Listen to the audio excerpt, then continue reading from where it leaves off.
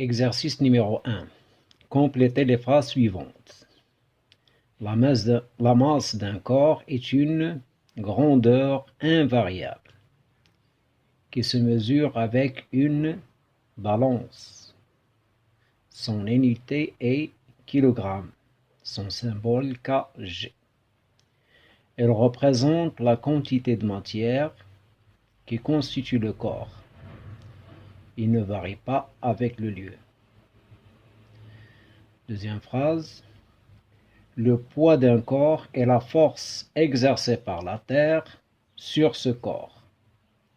Elle est caractérisée par son point d'application, qui est le centre de gravité, sa droite d'action verticale, son sens du haut vers le bas, et d'intensité P est égal à M fois G.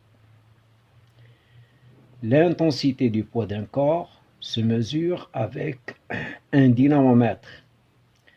Son unité est le newton, son symbole N.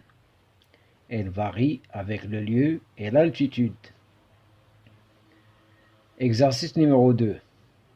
Question à choix multiples.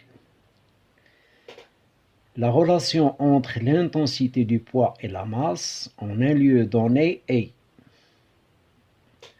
P est égal à M sur G, fausse.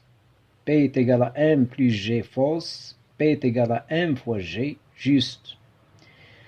L'intensité du poids d'un objet sur la Lune est supérieure à celle du poids sur la Terre, égale à son poids sur la Terre, inférieure à son poids sur la Terre.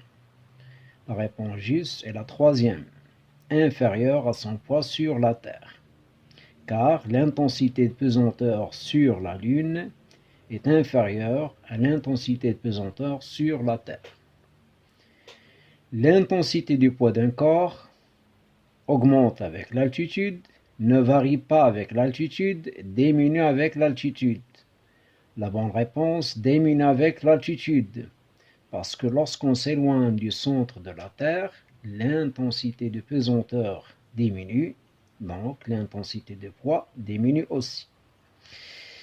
La masse d'un objet est le poids de cet objet représente la quantité de matière de l'objet, l'intensité du poids de cet objet.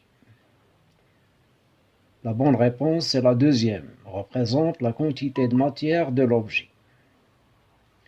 L'intensité de la pesanteur G varie seulement avec l'altitude et la latitude reste toujours constante. La bonne réponse est la deuxième, avec l'altitude et la latitude. Merci.